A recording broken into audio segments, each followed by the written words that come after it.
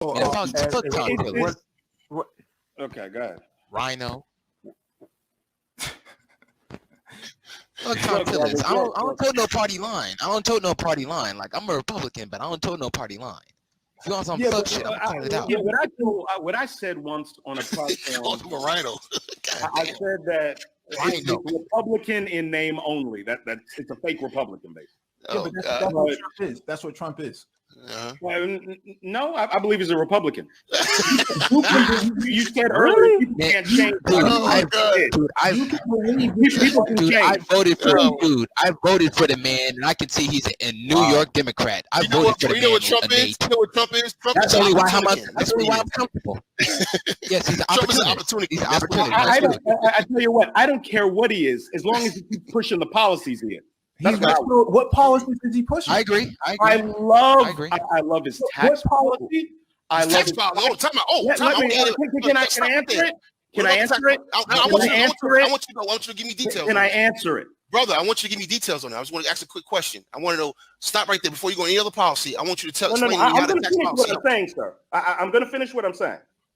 You got to let me finish what I'm saying, okay? Mm-hmm. I love Trump's tax policy, okay? Mm-hmm.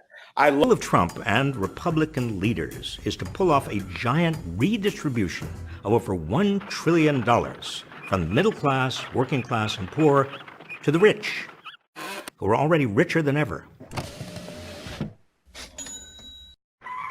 They're selling this to the public with a false claim that the middle class will benefit from their tax cut plan. It's a gigantic Trojan horse. For most Americans, the proposed tax cuts are tiny and temporary. That's right, temporary. They'll shrink in just a few years. And some middle-class Americans will actually get a tax increase. Meanwhile, the top 1% will get a gigantic tax cut. The Tax Policy Center estimates that the current plan will save the bottom 80% between $50 and $450 in taxes per year, but that it saves each person in the top 1% an average of $129,000 a year. For people at the very top, like Trump himself, the tax cuts are humongous. And the corporations they own will also get a massive tax cut.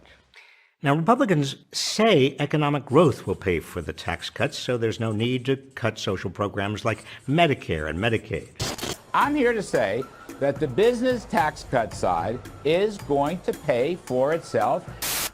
Growth in the future will help us pay for tax cuts.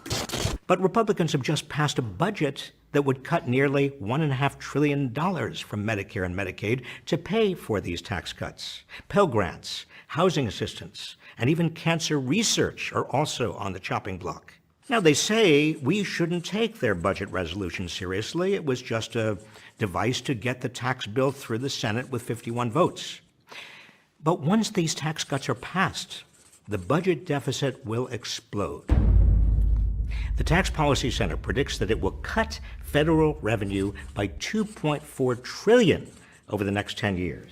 When that happens, the only way out of the crisis will be something dramatic. Exactly the cuts in Medicare and Medicaid, and maybe even Social Security that Republicans have wanted for years. By this time, any talk of raising taxes on the rich will be dismissed. Using the promise of middle-class tax cuts as a Trojan horse for a tax windfall for the rich and deep spending cuts is a tactic dating back to the Reagan administration. But the version they're now aiming for is huge. We must see the strategy for what it is, and it must be stopped. Fans of foreign diplomacy are not keeping President Trump off Twitter. Today, at around 1:30 in the morning, London time, by the way, he went after Bette Midler, then Chuck Schumer, and then several hours later, this, writing, "If the totally corrupt media was less corrupt, I would be up by 15 points in the polls based on our tremendous success with the economy, maybe best ever." But one group of Americans may beg to differ. Truck drivers, who say Trump's tax bill is not only putting them out of business, but putting the American economy at risk. Our own Morgan Radford sat down with a handful of long-haul truck drivers What did they have to say? They had a lot to say, Chris. You might actually be surprised to find out that trucking is a $725 billion industry, and 1 in 16 jobs in the U.S. goes to a trucker. But this particular group, who I spoke to in Jackson, Georgia, they say the promises made by the president to put them first weren't exactly the promises kept. So they've started a protest and are now sounding the alarm that the rosy economic picture the president is now painting is not exactly what they're seeing through the windshield. After working as a truck driver for 20 years, Billy Bogar is thinking of calling it quits. How hard are things for truckers right now? Almost impossible, really. Now he's one of thousands of truck drivers throughout the country, hoping to get the White House's attention with a new protest group called Black Smoke Matters, named after the exhaust smoke that used to come from big rigs. Do you feel like this administration is listening to you as truckers? No, ma'am. No, they're not listening, not at all. A mix of Republicans, Democrats, and independents. How many of you voted for the president in the last election? 1, 2, 3. Many of their complaints are unique to trucking, like parking costs and a lack of training for new drivers. Fuel receipt. But they say some of their issues affect all Americans, like the Republican-led tax bill. How many of you, by a show of hands, saw your taxes increase this year? Oh, they all went up, yeah. 1, 2. Yeah, this year they went up. 1, 2. Yeah. All of you? So most of you saw your taxes increase. The reason? Something called a per diem. In the past, truckers could deduct things like food and daily expenses from their taxable income. Now, with Trump's new tax bill, they no longer can. I have a young family at home, and with our per diem, they took the per diem out. That made an $8,000 difference. $8,000? What I personally paid. So what were you paying in taxes last year? Nothing. A hit that comes especially hard after promises made by the president.